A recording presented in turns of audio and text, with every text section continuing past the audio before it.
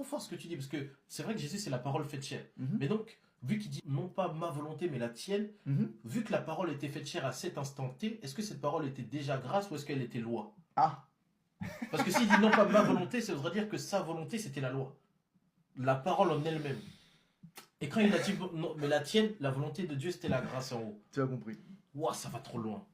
La grâce du Père. Les deux se sont opposés en fait. La grâce du Père, Et la loi. la Waouh, loi de la parole. c'est trop fort. La grâce du Père. La et loi grâce de du la parole. Père et la loi de la parole. Lui qui a dit, mais est-ce que vraiment? Parce que tu sais Parce comment que on en fonctionne. vérité, C'est trop fort. la parole, c'est la parole. Elle ne peut pas retourner à lui sans Sans effet, effet. c'est vrai. Donc ça veut dire, s'il y a un acte, il y a un acte. Donc c'est-à-dire que c'est pas la parole qui fait miséricorde, c'est le Père. Oh my God. La parole, c'est une parole. Mais oui, c'est vrai, Elle c'est une agit. parole. La parole, c'est une loi.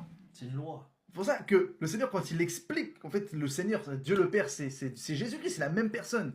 Mais dans le protocole spirituel, lorsqu'il dit non pas ma volonté, mais la tienne, c'est un rapport en disant, là, en fait, on n'est plus sous la loi. On Ouais. passe dans la grâce. C'est la miséricorde de Dieu qui agit par la parole. Donc la parole devient miséricorde. La parole te fait miséricorde. Parce que Dieu est miséricorde. Et donc la parole est miséricorde. Autant donné que la parole était avec Dieu, la parole était Dieu.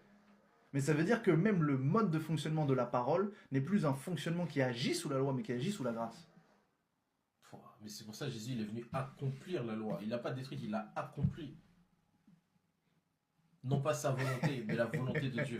Parce que la loi- Pardonnez-nous. Mais oui, mais J'espère parce que vous suivez. Oui, parce que la loi en réalité c'est la volonté Là, de Dieu. on a qui dit s'applique. foi et révélation. Voilà, foi et révélation. La loi c'est la volonté de Dieu qui s'applique en vrai. C'est Dieu dit ça, il faut faire ça. Et Dieu, Point. et cette C'est loi. pour ça a que dit- Dieu ne change pas. Non mais tu te rends compte jusqu'où ça va? C'est-à-dire que non mais c'est-à-dire que cette loi a dit parce qu'elle a été créée, Dieu dit ça, alors il faut que je fasse ça. Mhm. Donc la loi a dit moi j'ai été créé pour ça. Et cette loi a dit à Dieu, mais maintenant tu me dis de faire autre chose. Est-ce que je fais ou pas? Et Dieu a dit bah oui fais-le. Oui, parce que dans mon cœur, c'est miséricorde. Et c'est ça que je veux. Donc même la loi elle s'est dit mais bah vas-y. Non mais en fait quand tu prends la dimension du truc c'est une dinguerie en fait. Dieu est Waouh, bon. Dieu est merveilleux. Dieu est bon. Dieu vous a sauvés. Il vous a sauvé Il vraiment. vous a vraiment... Il nous a sauvés. Il Dieu nous a nous a sauvés à la fois dans une Wow. dimension éternelle et de salut, Wow. etc. Mais je peux vous assurer que même votre vie sur terre est le fruit du sauvetage de Dieu par sa grâce. Et c'est pourquoi vous devez découvrir Dieu votre sauveur. Ah bah oui. Découvre Dieu ton sauveur. Découvre comment Dieu t'a sauvé. Peut-être que tu vas dire, ouais, j'aurais voulu faire ça depuis toute ma vie. Et au final, Dieu te dit, mais si tu l'avais été, tu te serais perdu. Mhm. Je t'ai empêché de faire ça parce que je t'ai sauvé, parce que je t'aime. Et c'est ça qui est important.